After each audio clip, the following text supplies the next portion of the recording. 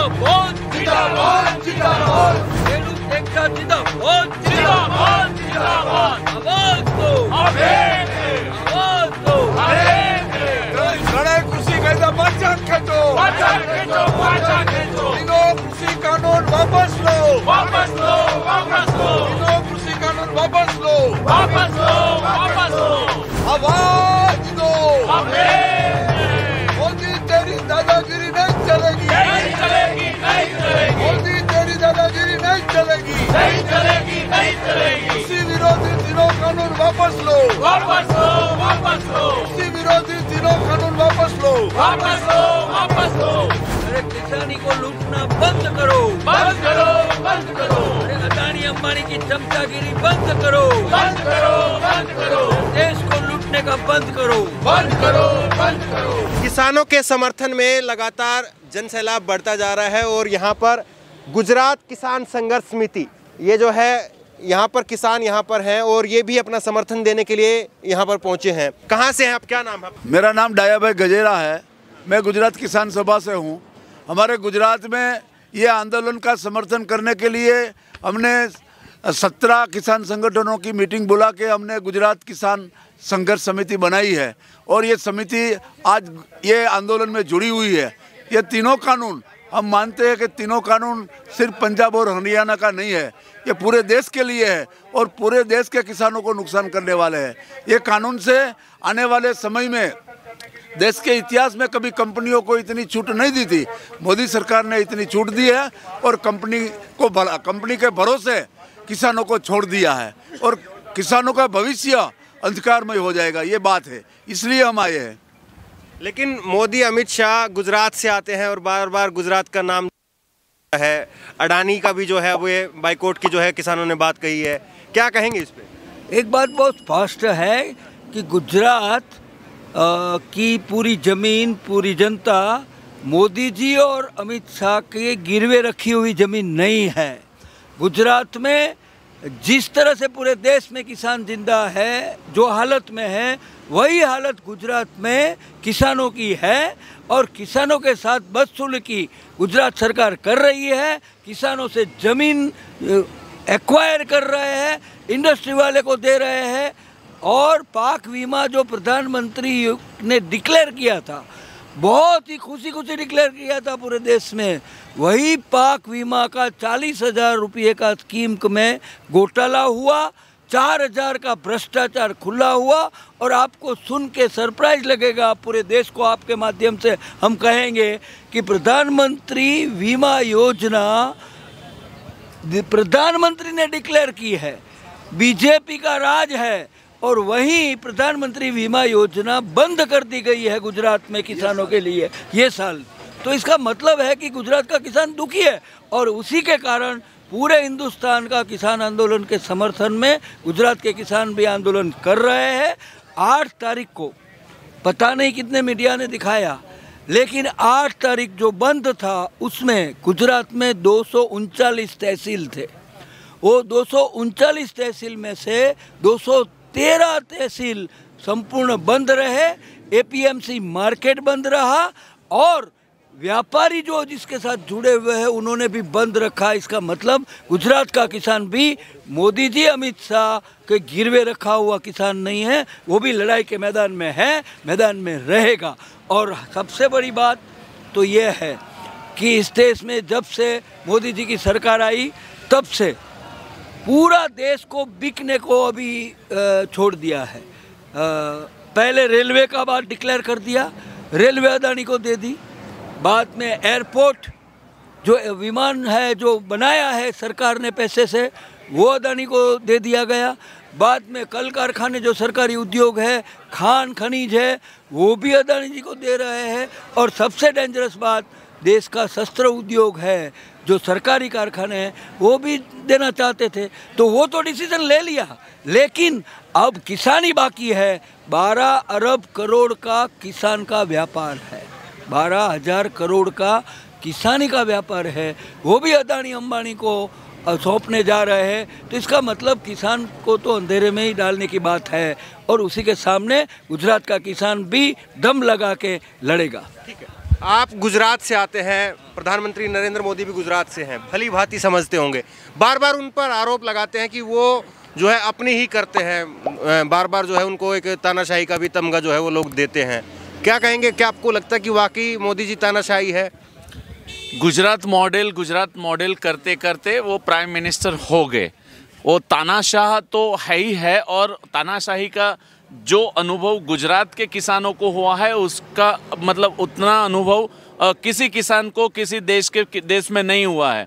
2003 में जब नरेंद्र भाई चीफ मिनिस्टर थे तब हमारे गुजरात में ये वीज बिल को लेके बहुत बड़ा आंदोलन हुआ था। उसमें पूरे गुजरात से हमारे लाखों की तादाद में किसान लोग आ रहे थे दिल्ली गांधीनगर घेराव करने के लिए। उसमें बीच में रोक के बड़ी सी बदसलूकी सा व्यवहार गुजरात के किसानों के साथ किया गया था। तब से लग रहा है कि नरेंद्र भाई मोदी ये किसान विरोधी है और 2003 से प्रतिपादित हो चुका है। अब रही बात गुजरात के विकास मॉडल की, तो विकास मॉडल ये सिर्फ एक फव्वारा था, वो कुछ नहीं है। गुजरात के किसान, गुजरात की आम जनता बहुत परेशान है, और परेशानी की वजह ये किसानों को वाजिब दाम नहीं मिल रहा है, क्रॉप इंश्योरेंस नहीं मिल रहा है। और अब ये 3 जो कानून लाए गए हैं, गुजरात खास करके कोऑपरेटिव मूवमेंट, गुजरात में बहुत स्ट्रॉन्ग कोऑपरेटिव मूवमेंट है। स्ट्रॉन्ग कोऑपरेटिव मूवमेंट की वजह से गुजरात में ये तीनों कानून जो आ रहे हैं उसके पीछे जो हमें लग रहा है कि जो कॉरपोरेट्स हैं इनको मुनाफा और फायदा दिलाने के लिए क्या है ऐसा कि बार बार हर कोई आरोप लगाता है कि मोदी जी जो है वो व्यापारियों के लिए काम करते हैं, वो मोदी जी के लिए काम करते हैं। क्या है ये समीकरण? आप तो बखूबी समझते होंगे इसको। बिल्कुल समझते हैं। जो उनके दोस्त अदानी अंबानी जो उनके दोस्त हैं उनके लिए ही ये सारी नीतियां बनाई जा रही हैं, चाहे वो इंडस्ट्रियल ग्रोथ हो या कुछ भी। हमारे यहाँ रिलायंस का हजीरा में बहुत बड़ा कारखाना है, उसमें भी मतलब एम्प्लॉइज़ का भी शोषण किया जा रहा है। वो ज़मीन जो संपादन करते हैं उसमें भी पाइपलाइन बिछाते हैं, रेलवे लाइन बिछाते हैं, उसमें किसानों के ऊपर बहुत ज़्यादा दमन करते हैं। और ज़्यादा से ज़्यादा इन लोगों को फ़ायदा हो, अदानी अंबानी को फ़ायदा हो, इस हिसाब से गुजरात में नीतियाँ बनाई जाती है। तो क्या अब जैसे देश में पूरा किसान संगठित हो रहा है, आपको लग रहा है कि अभी तक के मोदी जी के जो राजनीतिक जीवन है उनका, उसमें सबसे बड़ी चुनौती जो है ये है? ये आज तक मोदी जी को जो चुनौती नहीं मिली थी, इतनी बड़ी चुनौती ये 3 अध्यादेश से मिली है, तीनों कृषि कानून से मिली है। क्योंकि ये कृषि कानून जो है ये पूरी किसानी को ख़त्म करने वाला कानून है, और ये कानून कंपनियों के हित में बनाया गया है। आप जो बता रहे थे कि क्या है ये मोदी जी के ऊपर सब इल्ज़ाम लगा रहे, तो मैं भी इल्ज़ाम लगा रहा हूँ। क्या हुआ, जब जियो का उद्घाटन करने गए थे प्रधानमंत्री, तब बोले थे कि BSNL को कुछ होने वाला नहीं है। आज क्या हुआ, जियो का सब सलामत हो गया, BSNL पूरा टूट गया। और उसकी नीति से और उसके समर्थन से जियो आगे बढ़ा है। तो आज हम स्पष्ट कह सकते हैं ये भारत देश की जनता के लिए नहीं, कंपनियों के लिए हित के काम करता है। और कृषि की जो भी मैं बात करूँ, पहले हमारी फसल बीमा योजना केंद्र सरकार चला रही थी, वो बीमा योजना उसने तोड़ दी और कंपनियों को इसमें लगा के ये फसल बीमा योजना बनाई। गुजरात में 4 साल से किसी को बीमा नहीं मिला और लड़ रहे थे, ज़्यादा लड़े, इसलिए गवर्नमेंट ऑफ गुजरात ने ये साल फसल बीमा योजना बंद कर दी। ये गुजरात में बना है। आपने ये आर्मी की, इंडियन आर्मी की कैप पहनी हुई है, आर्मी से हैं क्या? नहीं, आर्मी से नहीं हूँ, वैसे मैं खेती ही करता हूँ, लेकिन मैं आर्मी के कैंप में गया था, वहाँ से मेरे को टोपी खरीदा था, इसलिए मैंने पहना है। और मैं मानता हूँ जिस तरह से आर्मी देश की रक्षा करता है, इस तरह से किसान भी देश की सुरक्षा भी करता है, खाद्य सुरक्षा भी करता है, और वैसे भी सुरक्षा करता है जनता को पालने की। लेकिन मोदी जी के राज में बार बार एक शब्द उछाला जाता है देशभक्ति का, और अभी भी जो है कई बीजेपी के नेताओं ने किसानों को लेकर के कहा कि ये भारत घाती लोग हैं। प्रज्ञा ठाकुर ने भी बयान दिया, कई बीजेपी के और नेताओं ने कहा कि ये देश विरोधी टुकड़े टुकड़े गैंग, ये रविशंकर प्रसाद कानून मंत्री, उन्होंने भी ये कहा कि ये अब टुकड़े टुकड़े गैंग के लोग जो हैं वो किसानों के आंदोलन में शामिल हो गए हैं।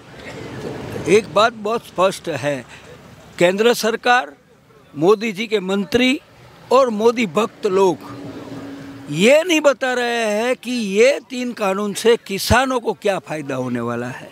वो बोल रहे हैं, पहले बोला खालिस्तानी है, बाद में बोला पाकिस्तान और चीन के समर्थक है, बाद में बोले क्या तो कि टुकड़े टुकड़े गैंग और वामपंथी लोग कब्जा कर रहे हैं।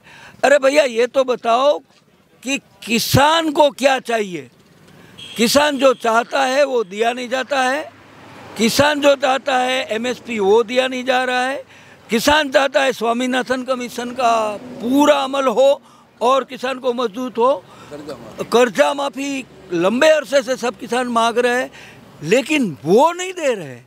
और मोदी जी कहते हैं कि मैं कानून लाया वो फायदे में है। तो हम पूछ रहे हैं कि भैया हमको जो नहीं चाहिए वो आप हमको लाद रहे हो और हमको जो चाहिए किसानों को वो नहीं दे रहे।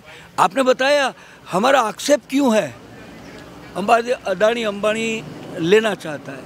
आप बताइए ये कानून तो नहीं आए थे, तब भी हमारे प्रधानमंत्री अमेरिका जाके मल्टीनेशनल कंपनी को इनवाइट किया कि हमारी किसानी में आप आओ। अदानी जी को कैसे पता चल गया कि ये कानून बदलने वाला है। स्टोरेज का मर्यादा था, आवश्यक जो धारा है हमारी एसेंशियल कमोडिटी एक्ट, इसमें है कि आप संग्रह नहीं कर सकते। कानून ये नए कानून आए, इससे पहले तो कई राज्यों में जमीन खरीद के प्लांट भी बनाया। अभी यहाँ हरियाणा में लिया, 1000 एकड़ जमीन में वो गोडाउन बना रहे। इसका मतलब है कि पूरे देश को और पार्लियामेंट को तो बाद में पता चला कि ये कानून आने वाला है, लेकिन उनके चहेते दोस्त है वो अदानी जी को पता चल गया और सब अभी गोडाउन बन रहा है। तो ये मोदी जी जो है दोस्ती अच्छी निभाते हैं, आप ये कह रहे हैं दोस्ती अच्छी निभाते हैं? मोदी जी बिल्कुल पक्का बहुत ही अच्छी दोस्ती निभाते हैं, क्योंकि आप देखिए जब से नरेंद्र मोदी जी आए हैं उन्होंने किसानी का या और किसी भी चीज़ का व्यापारीकरण और निजीकरण कर दिया है। आप देखें तो किसानी जो है उसको कॉरपोरेट किसानी में बदलने का सपना इस बिल के अंदर सरकार लेके आई है और इस कानून में लेके आई है। लेकिन ये कॉरपोरेट जो चीज़ है ये कॉरपोरेट स्तर पर किसानी होती नहीं है, किसानी इंडिविजुअल क्षेत्र पे होती है, इंडिविजुअल कक्षा पे होती है। तो जो कॉरपोरेट कल्चर लाना चाहती है, आप बड़े बड़े गोदाम बनाओ, बड़े बड़े इंफ्रास्ट्रक्चर बनाओ किसानों के लिए, बड़े बड़ा अदानी और अंबानी को बड़े बड़े को ले आओ, ये चीज़ इंडिया में बिल्कुल पॉसिबल नहीं है। किसान इसको मानता नहीं है। एमएसपी का मूल्य जो है वो एमएसपी का मूल्य हमें उतनी गारंटी चाहिए कि हमको हमारा जो उत्पाद है वो उत्पाद से हम हमारी कैपेसिटी के ऊपर बने रहें और सरकार का उसके ऊपर एक नियंत्रण हो कि खरीदार हमारा जो उत्पाद क्या खर्च है उस खर्च से छोटा थोड़ा मुनाफा हमको मिल सके। तो हम एमएसपी की जो वकालत कर रहे हैं, हम एमएसपी की डिमांड कर रहे हैं, वो यही बात है कि आप कॉरपोरेट कल्चर को आगे बढ़ा रहे हो और आप निजी क्षेत्र के किसानों को मार रहे हो, गला घोट रहे हो। एक लाइन में मोदी सरकार को गुजराती भाषा में उसका हिंदी में बताइएगा। एक लाइन में कैसे कहेंगे कि वापस लेना पड़ेगा, नहीं तो आप लोग क्या करेंगे? एक लाइन में सिर्फ यही है, गुजराती में भी फिर हिंदी में भी। अगली बार देखो आप लोकशाही के अंदर हैं, लोग वोट नहीं देंगे, हम वोट नहीं देंगे और हम आपको भगाएंगे। ऐसे ही गुजराती में हमें गुजराती तरीके तमने दिल्ली में जईने बेसाड्या छे, अमे गुजरात में पाछा बोलावी लईशुं। हमने तमने गुजरात में भी नहीं राखी है। खेडूत ज्यारे सुखी नहीं होय, ज्यारे अन्नदाता सुखी नहीं होय, ज्यारे किसान पोते कृषि क्षेत्र नहीं होय तो आ देशनी 70% जनता जशे क्या? खेडूत माने किसान। और ये कह रहे हैं कि यहाँ पर अगर किसानों की नरेंद्र मोदी जी ने बात नहीं सुनी तो दिल्ली में भी जो है वो नरेंद्र मोदी नहीं ठहर पाएंगे और गुजरात में भी जो है उनकी वापसी नहीं हो पाएगी। बहरहाल बड़ी बात ये है कि लगातार देश भर का किसान जो है वो कृषि कानूनों को लेकर के अपना विरोध जता रहा है, लेकिन अब गुजरात से प्रधानमंत्री नरेंद्र मोदी के गृह राज्य से किसान नहीं समझ पा रहे हैं। शायद प्रधानमंत्री नरेंद्र मोदी को गुजराती में ही एक संबोधन जो है वो कर देना चाहिए ताकि उनके गृह राज्य से किसान उठ करके आंदोलन करने को मजबूर ना हो।